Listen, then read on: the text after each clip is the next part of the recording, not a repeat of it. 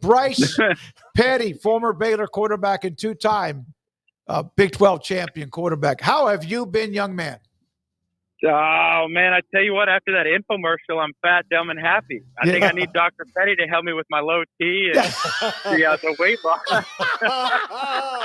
And not a relative. I might have to sign up for that. I didn't even know I was a doctor. Maybe we're related. I can get it for free. Well, I got his number. I'll send you his number. You're too young to need that low T. You're still in your – my God, how old? Are you like 30? Oh, it's been 10 years, man. How crazy is that? I know. I'm 30.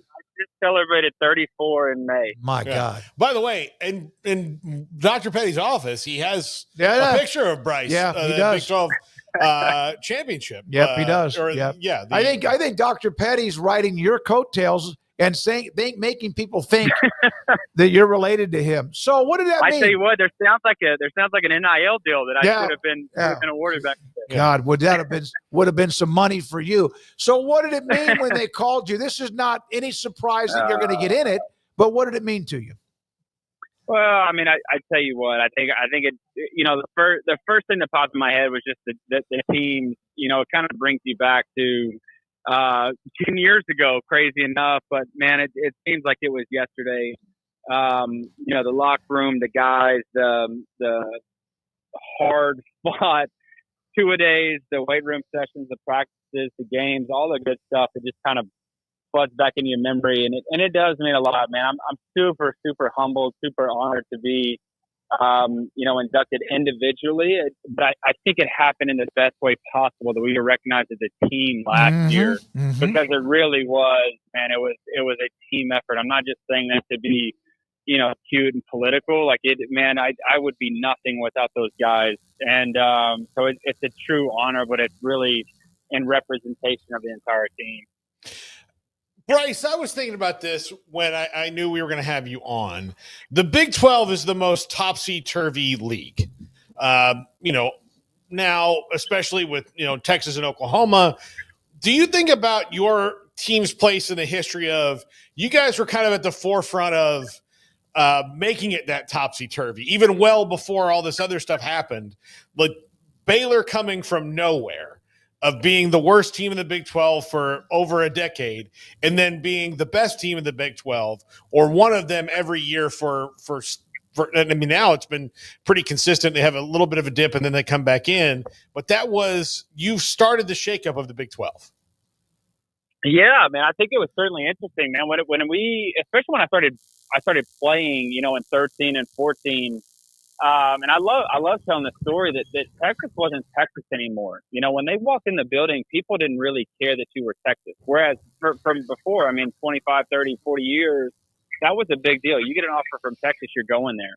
And I think that was the big thing that Coach Briles, and then, ultimately what the team did on the field did to that conference was made people think, man, do I want to go somewhere and have fun playing football, as opposed to just going somewhere where there's tradition of football. And so to be a part of that was amazing. I don't even know if it'll ever be like that again. NIL certainly changed the game.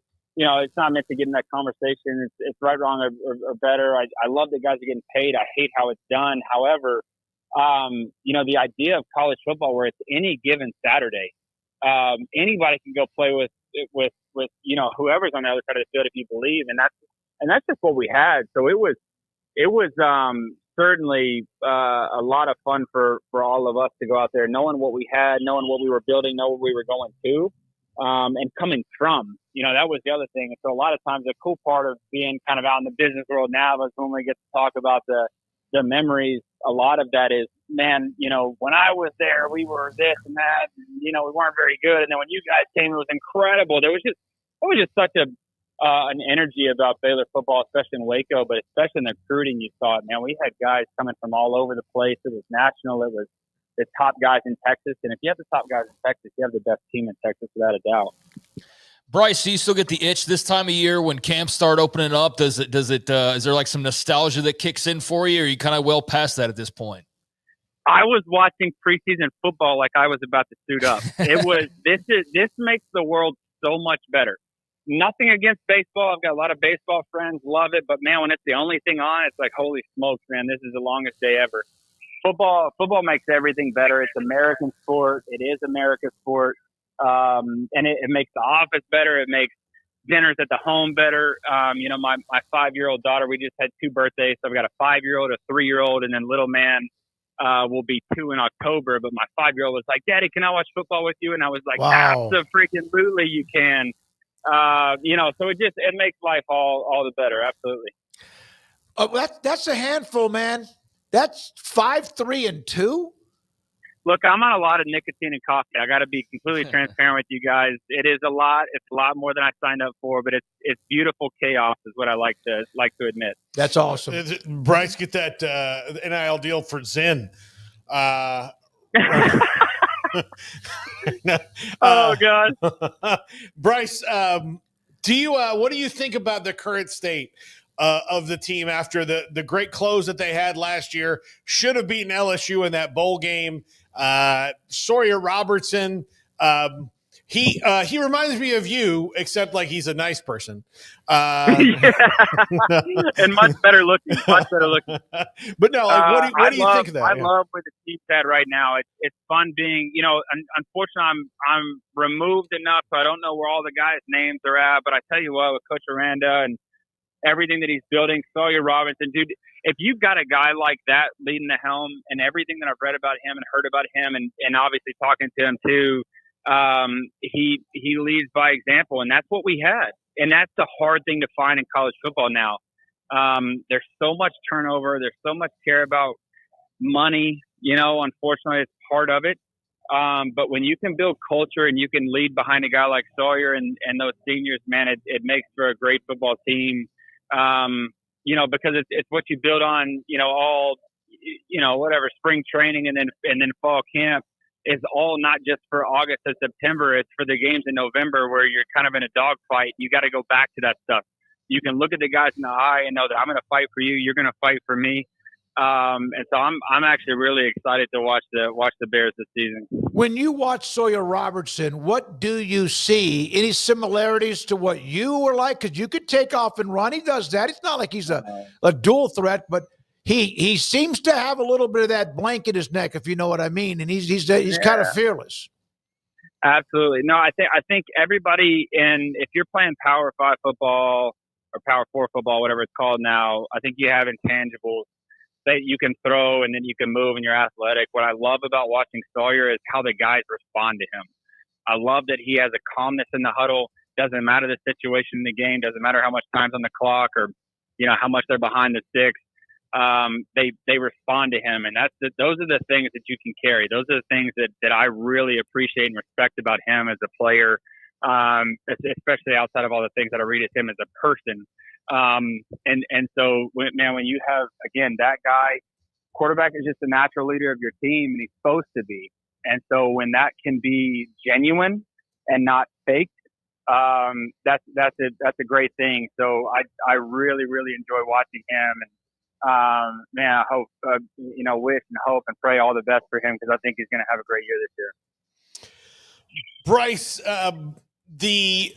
what have you seen change, especially like when you watch, like, okay, Kendall, KB, he's at TCU now. What have you seen change with the offense that you guys ran from then to now? Like, what new wrinkles does it have?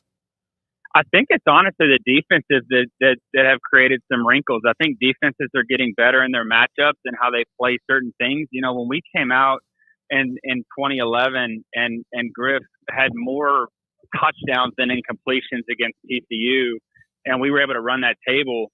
What we really were able to do was create space with guys, and that was where you spread everybody across the field. And it's awesome to see how all these offenses have adopted Coach Briles' system. And I have that conversation a lot of times too, because people recognize the fact that guy was an innovator, and he really changed the game and the dynamic of college football. And it's even starting to come into the pros. It's putting guys in space that have speed, that have athleticism, and that can just make plays and create plays. And so, but again, I think defenses are getting better too. They're starting to get more athletic in some of their space players, where you're not seeing a linebacker that's 250 anymore. You're seeing a linebacker that's 225, that can run. So the test tube babies that were the London Fletchers of the world back in the day, for all you old football guys, are, kind of few and far between because you got to be able to move. And guys are doing a really good job of kind of creating matchups and being able to match in space better than, when we came out. It was very, very much chess versus checkers at that point. All right. So are you any longer friends with Corey Coleman since he's on the TCU staff, along with about half of what used to be the Baylor staff? Absolutely, brother. He's green and gold till he dies. To me, he helped me get into the fame. So I'm always a fan of those guys. But more importantly, I'm just a fan of those guys that are finding themselves knowing that they're more than football. That they can take what football gave them and create and build and certainly help the next generation of guys. And Corey's again one of the many guys that are just as good of a person off the field as he is on the field.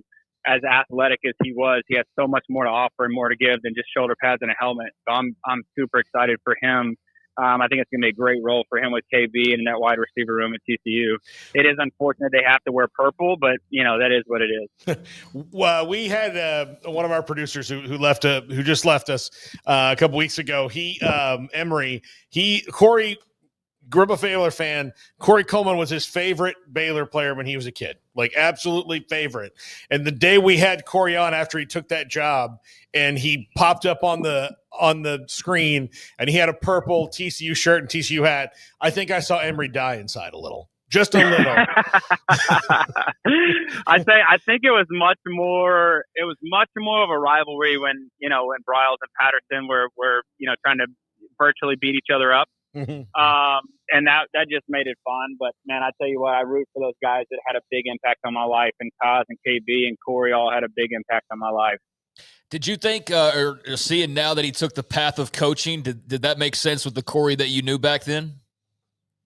I think the football is a really hard thing to let go. And I say that in all sincerity in terms of what it teaches you. And I love when guys get back into ball because there's this, it's really hard and people don't really understand what it's like to leave something that you've worked your whole life for. But a lot of times the locker room and the guys that are around you all having one goal in mind. There's days and hours and a ton of effort spent into, what is 12 games. And so for a lot of guys, they love that piece of it. And I know that Corey's going to be so good at that too in terms of recruiting, getting athletes and getting guys to buy into TCU and what Sonny's doing and what KB's doing on that side of the field. I love seeing him be able to turn the passion that he took on the field to a little bit different position off the field, but still impart the wisdom and the experience that he has. So no, it doesn't surprise me at all. So I was looking at the class, the rest of the inductees, and I don't know how many of them that or been around. Lace Dunn's obviously incredibly popular Baylor legend, but going in with Sel Richardson, does that make it a little extra cool?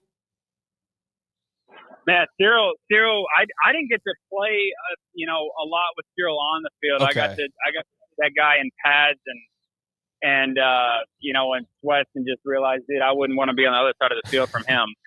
And I think they kind of created the term pancake block from Sel. But we had some incredible offensive linemen that played, at Baylor through our tenure, and Sel was absolutely one of those extremely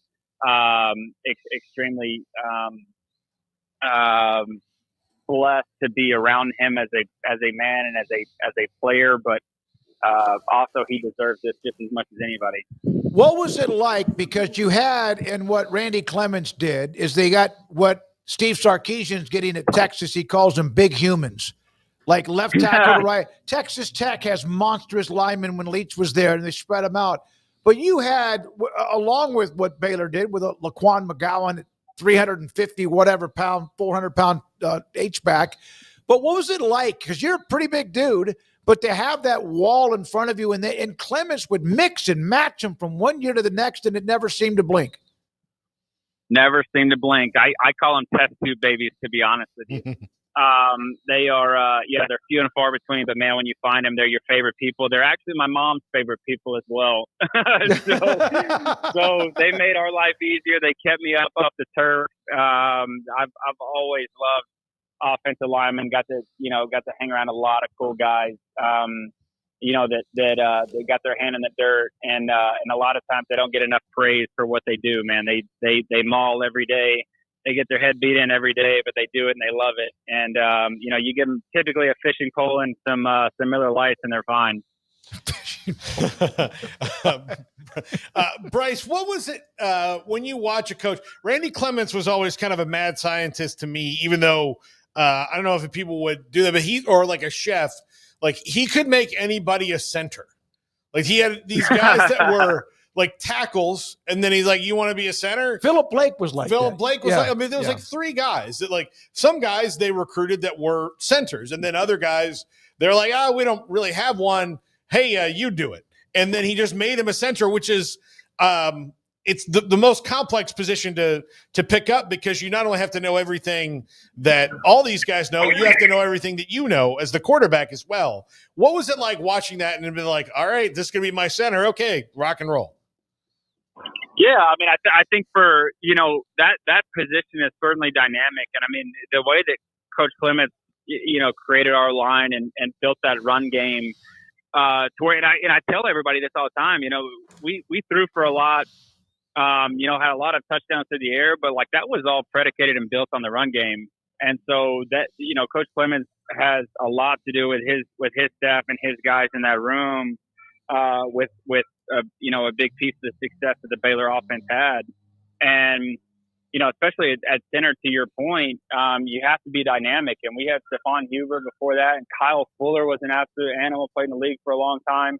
Unfortunately, I think he's still there. I say unfortunately because I don't remember. That's bad on my part. But Kyle Fuller was a hell of an athlete too. What you don't realize is that most 300-pounders that people meet on the street, they're not athletic. The guys that we played with were unbelievably athletic. Pick a basketball up, dunk it, windmill it, whatever they wanted to do. Throw a football, perfect spiral. I mean, hit a baseball. I think the only thing they probably couldn't do is hit a golf ball, but I'm not actually totally sure on that. But man, I tell you what, the amount of movement that they had to do, to your point, the IQ that they had to have, they set all the line, they set all the pass protections. We didn't do a whole lot of that stuff when I was there. They're dynamic, man. They're the smartest guys on the field, and they anchor that whole line. And so a lot of respect goes to that center position because it's a tough one. Last thing for me, and great. By the way, congratulations again on the event coming up with all those that are being inducted, including our guest Bryce Petty. Man, one of the favorites ever that we got to know along the way. The offense during practice carried over to the game. You mentioned space. That was the one word. Briles would never give me that word, but eventually some of the assistants did, that space was the key, and he split everybody as far to the sidelines as possible. Was it pace? Was it speed? Was it tempo? What was it? But why the word space? I think it was definitely a combination of all of those things, but I think space makes you choose. And we had just a unique ability to position tempo with space. So if we can run our offense as fast as we possibly can, and put you in space to where you have to choose whether you're going to come in the box, whether you're going to stay outside, we play off of you. You got to make a choice, and you have to do it really fast.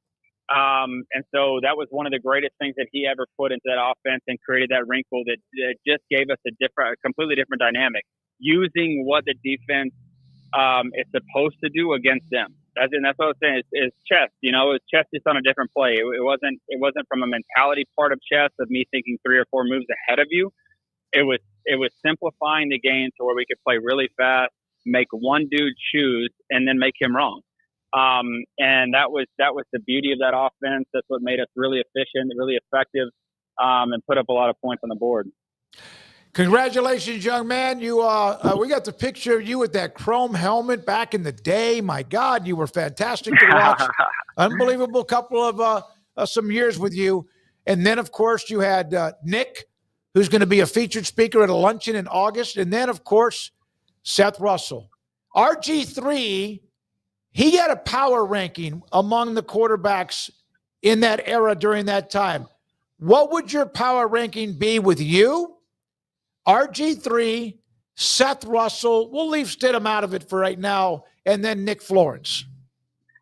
Well, Stidham's one of my buddies, man. One of my best friends. I got him over from Texas Tech, so I got to put him on him. Okay. On that Mount Rushmore. Phenomenal. Yeah. I tell you what, man. To those four cats, dude, I'm just a footstool. I can tell you that, man. Those that between Griff setting the tone, the Heisman, the statue, really putting Baylor on the map.